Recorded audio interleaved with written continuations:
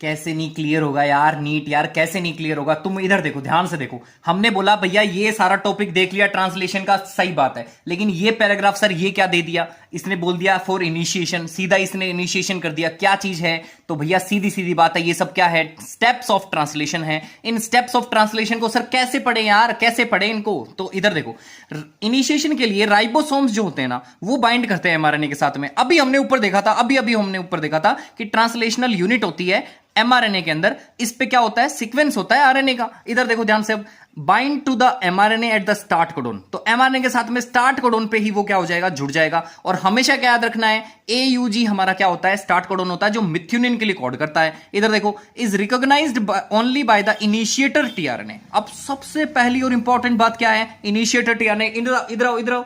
देखो यहां पर हमने क्या बोला था? Charging of tRNA. तो टीआरएनए के साथ में जैसे ही ये लिंक बनाएगा, यानी बॉन्ड फॉर्मेशन होगा, पेप्टाइड बॉन्ड, उसके बाद में लिंक बनाएगा, तो चार्जिंग ऑफ टीआरएनए होगा, जिसकी वजह से हमने क्या बोल दिया? उसको हम क्या बोल रहे हैं? इनिशिएटर टीआरएनए बोल रहे हैं। Ribosome proceed to the elongation phase of protein synthesis. अब यहां पर हमने क्या बोला? देखो ध्यान से सुनना, ये राइबोसोम करना क्या चाह रहा है? प्रोटीन सिंथेसिस की फेज बनाना चाह रहा है।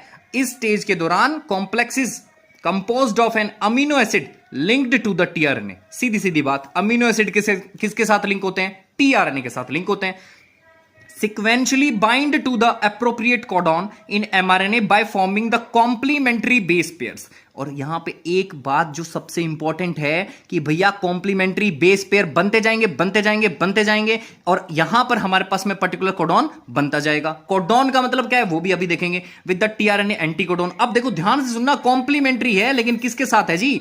टीआरएनए के एंटीकोडॉन के साथ में है। Ribosome moves from codon to codon along the mRNA. अब एमआरएनए पे वो codon to codon ribosome move करता रहेगा। देखो इधर देखो, ये फोटो देखो, यहां पे हमने क्या बोला? ये हमारा पूरा का पूरा आरएनए का सीक्वेंस है। आरएनए का सीक्वेंस है, तो यहां पे मैंने क्या रख दिया? एमआरएनए रख दिया। यहां पे मैं क्या रख दूंगा? ये देखो टीआरएनए ज्वाइन हो गया इसके साथ में। यहां पे हमने क्या रख दिया? RRNA, ribosomal RNA. तो मैंने क्या बोला कि ये सारी चीज जो हो रही है ना, तो राइबोसोम मूव करता है कोडॉन टू कोडॉन, तो कोडॉन टू कोडॉन मूव कर रहा है। कोडॉन टू कोडॉन मूव कैसे कर रहा है? देखो टीआरएनए के पास में सीजीयू है, तो इसका उल्टा क्या हो गया? यहां पर जीसीए हो गया। तो इसका मतलब क्या हो गया? एंटीकोडॉन बन गया। इधर आ जाओ, amino acid are added one by one. एक देखो, एक अमीनो एसिड इधर से ये लाया, इसमें ऐड कर दिया, एक फिर लाएगा, ऐड कर दिया, फिर इसने चैन बना के आगे निकाल दिया। Translated into polypeptide sequence dictated by the DNA and represented by mRNA. सीधी सीधी बात है, यहां पे एमआरएनए आ रहा है हमारे पास में, ये एमआरएनए का सीक्वेंस दिख रहा है तुम्हें यहां पर।